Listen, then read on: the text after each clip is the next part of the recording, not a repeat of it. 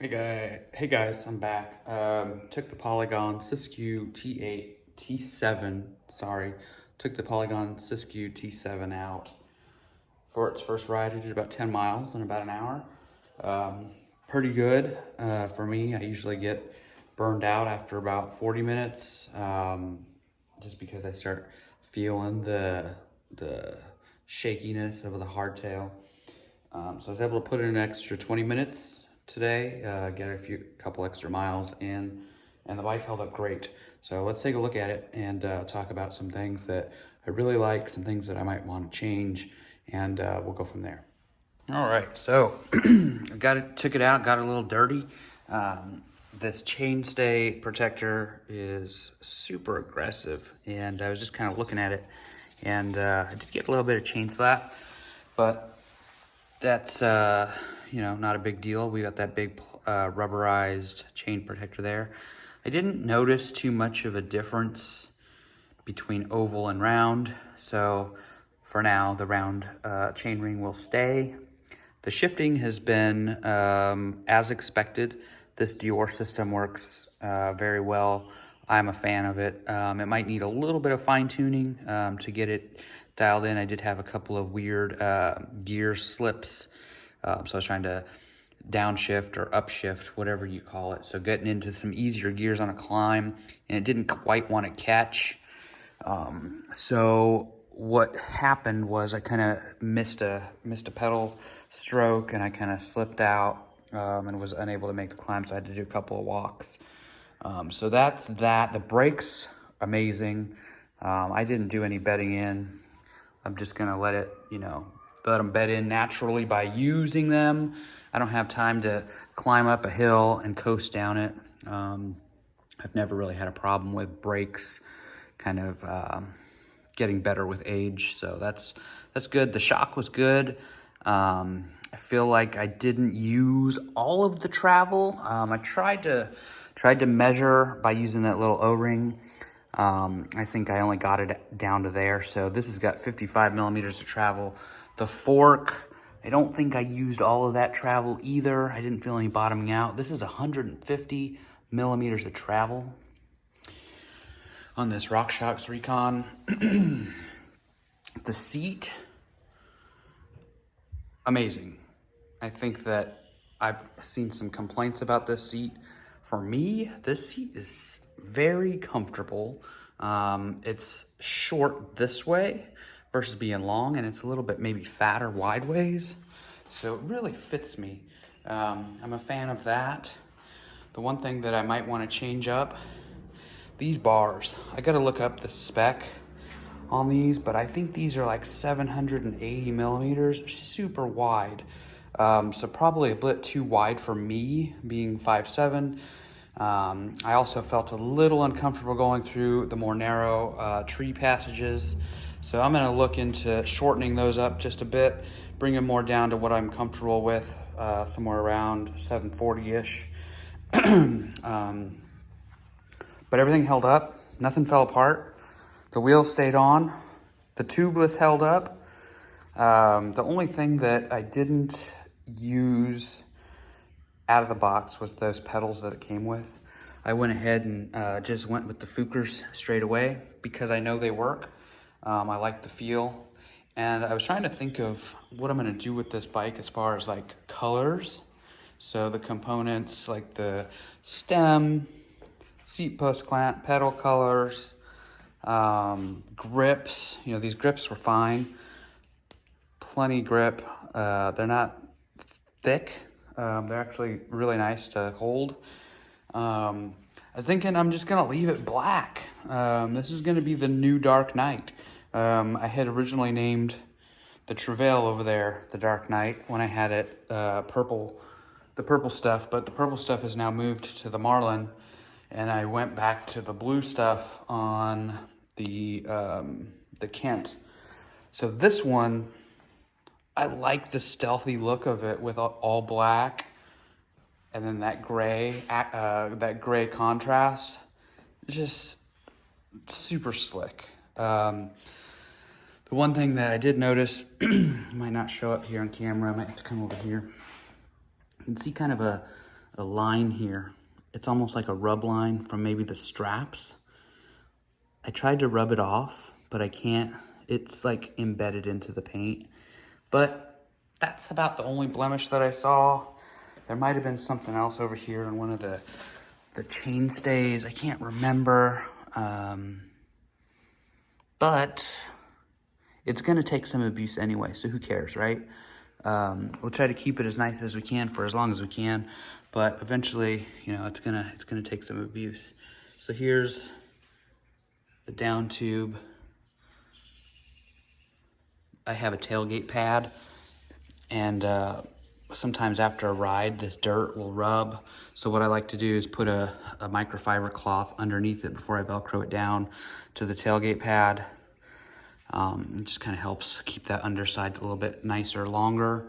But eventually that'll get all chipped up anyway, so that's it. The dropper post has kind of figured itself out, so it's not fully extended right now, but it's responsive. I'll put it back down. Do it again. Nice and smooth. No lag to it now. It's got kind of adjusted to itself. I didn't put any chain lube on there like I thought I was going to. The only other complaint, and I don't know if this is a me thing or if this is common practice one way or the other, but the brake line for the rear brake hose is routed on the drive side.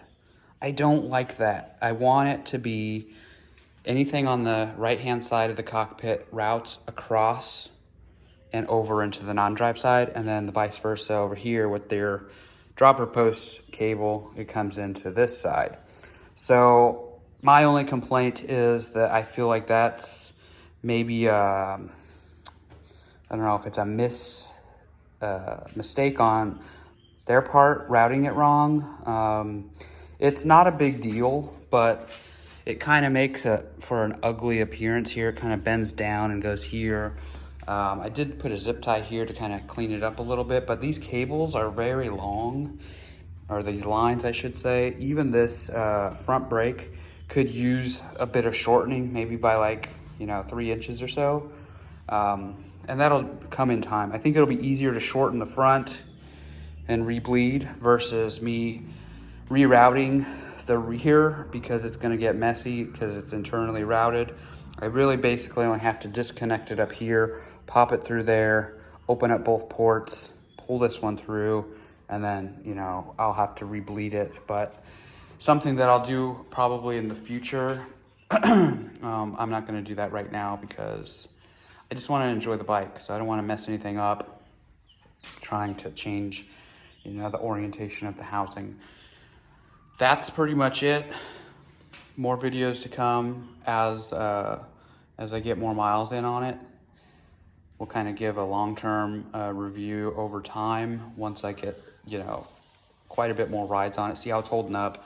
I did notice I've got the old style weld here. Apparently this is an issue with these bikes. This has the potential to be a weak point.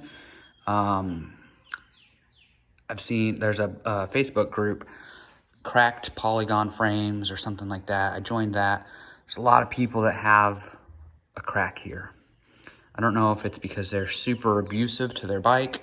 Maybe they're too heavy for the bike in combination with being abusive to the bike, but there's really no reason why this should crack. I don't know what the warranty situation's like on these bikes. I haven't really read too much into it. It's probably like a 5-year warranty or something like that.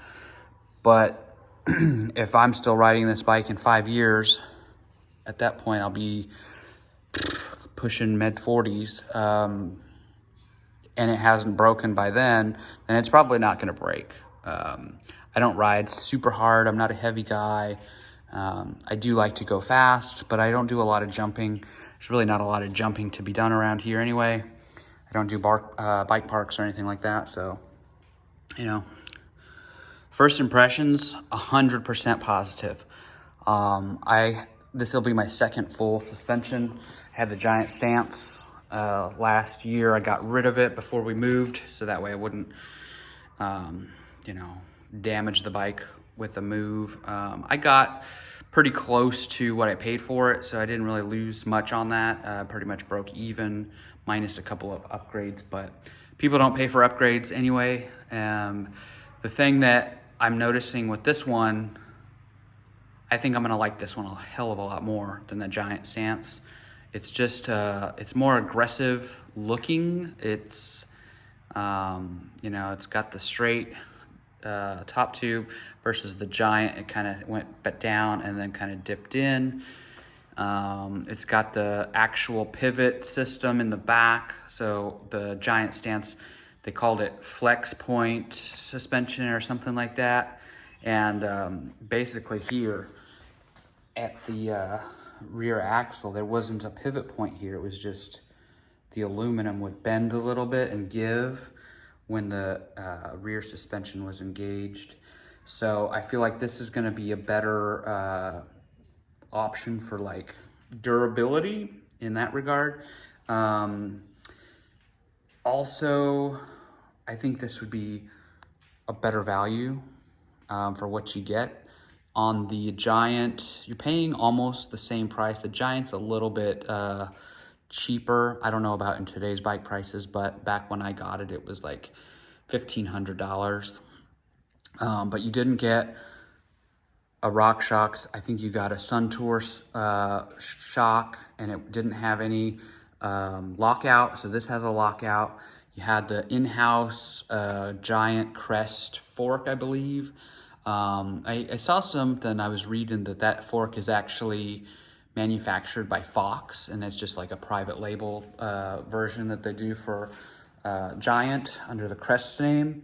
But this is a RockShox. This is 150 millimeters of travel, through axle boost, awesome fork. I have no complaints on the RockShox. Some people think that they're a little bit heavy. I've got the Judy over there on the Marlin, and it's just been great. So no complaints there. I was gonna make one other point. Oh, and you know, for the money, you're getting a dropper post as well.